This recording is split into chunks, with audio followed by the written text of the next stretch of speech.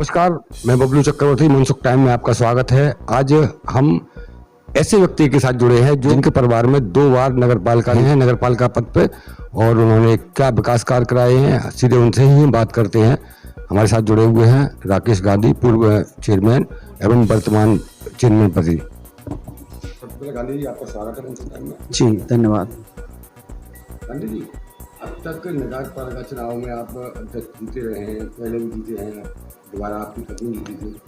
किन संदेशों से और किन विकास कार्यों से आप जीते हैं, थोड़ा विकास करें। देखिए, आपने शहर में देखा होगा कि 2010 से पहले एटा शहर की गांव से भी हालात बदतर थी। शहर में जो लोग आते थे तो लोग कहते थे, यार तुम कौन से शहर में रहते हो, ये तो हमारे गांव से भी बेकार है। पूरे शहर में पानी भरा था, गड्ढे थे, लोग 100-100, 200 मीटर पहले मोटरसाइकिलें खड़ी करके जो प्लॉट की नींव वगैरह थी उन पर चढ़ के जाते थे। तालाब जैसे हालात थे कई जगह शहर में, पूरे शहर की सड़कें टूटी पड़ी थी, पूरा शहर कच्चा था। तो उसके बाद हमने पूरा शहर पक्का कराया, और आपको भी मालूम है 2010, 11, 12 में तो हमने निजी खर्चे से कई करोड़ रुपए खर्च करके हमने शहर की सेवा की, मिट्टी भराव कराया, सभी गलियों में हैंडपंप लगवाए, शादियां की, और समाज सेवा में तो कहता हूँ समानांतर नगरपालिका मैंने चलाई, आपको भी मालूम है।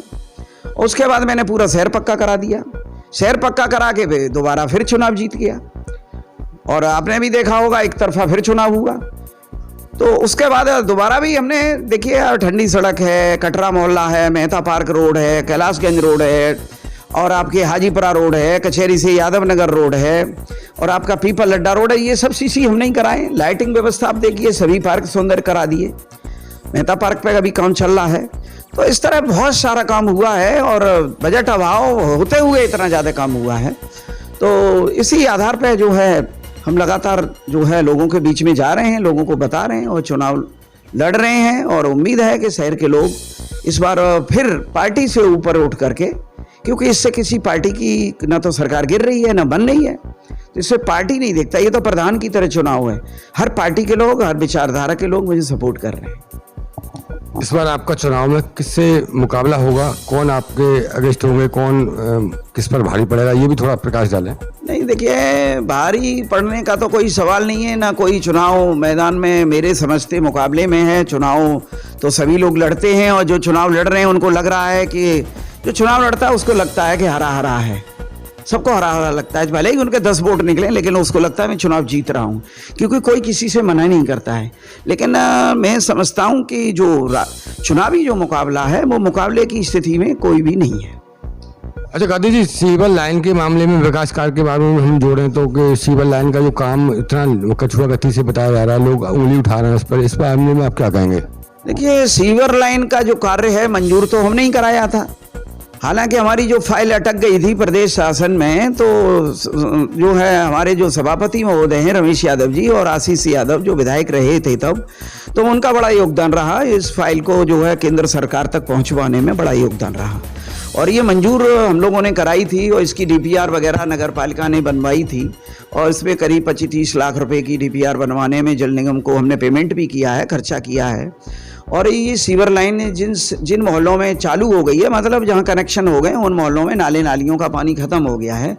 लेकिन उन मोहल्लों में प्रॉब्लम हो गई है कि कोई लोग सीवर लाइन का रख रखाव ठीक से नहीं कर रहे हैं, गोबर बहा रहे हैं, बालों के गुच्छे डाल रहे हैं, और लोग जो है पाउच डाल रहे हैं, उसको बंद कर रहे हैं। तो उस मोहल्लों में ज़रूर समस्या आ रही है। तो इसके लिए हम अपील भी करेंगे कि भाई सीवर की सुरक्षा करें, और इससे गली नालियाँ और जो सड़कें टूट गई हैं उनको बनाने का काम भी लगातार चल रहा है।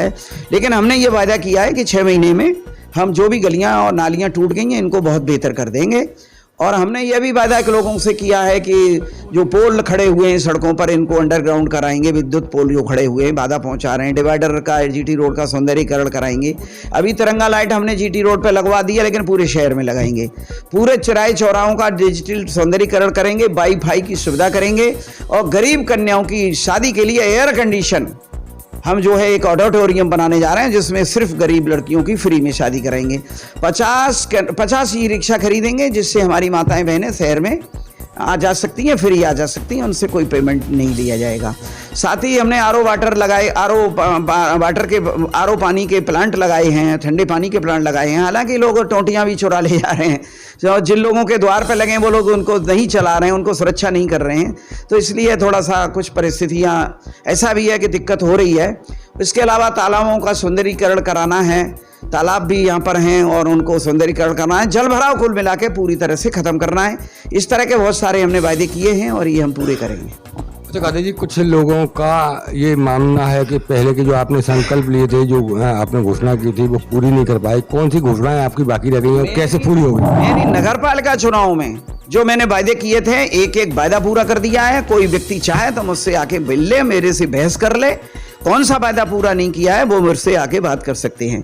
हालांकि राजनीतिक विरोधी लोग हैं, वो अफवाहें उड़ाते हैं, वो कहते हैं गांधी जी ने जो वायदे किए, हाँ मैंने लोकसभा में जो वायदे किए थे, जो लोकसभा में वायदे किए थे वो पूरे नहीं हुए हैं। अच्छा, लोकसभा क्षेत्र में जो वायदे किए थे वो तो सांसद ही पूरे कर सकते हैं, और हमारे जो सांसद जी हैं वो भी लगे हुए हैं और उन्होंने काफ़ी वायदे जो हमने वायदे किए थे वो पूरे कर रहे हैं, ऐसा हमें लग रहा है।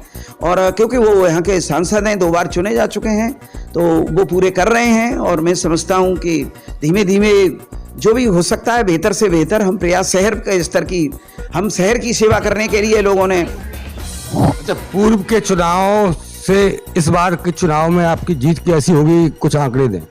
देखिए, ये जो चुनाव में जो जीत होने जा रही है वो 2012 में जो चुनाव हुआ था, सभी दलों के प्रत्याशियों को जितने वोट मिले थे वो मुझे अकेले को मिले थे जोड़ के, इसलिए उतने ही वोटों से उसके आसपास मेरी जीत होगी, ऐसा मुझे महसूस हो रहा है। आम पब्लिक के लिए, आप नगरपालिका क्षेत्र की जनता के लिए कोई संदेश देना चाहते हैं? शहर की जनता को मैं ये संदेश देना चाहता हूँ कि देखिए, नया ड्राइवर आएगा, नई गाड़ी जो नगरपालिका है इसको एक्सीडेंट कर देगा, नुकसान कर देगा, और इसको नगरपालिका नया व्यक्ति 5 साल समझ भी नहीं पाएगा। और इसी तरह मैंने एक और उदाहरण दिया है कि घर में नई बहू आएगी, वो घर में ठीक से काम नहीं कर पाएगी, वो यहाँ की घर की परिवार की कल्चर को नहीं पहचानती है।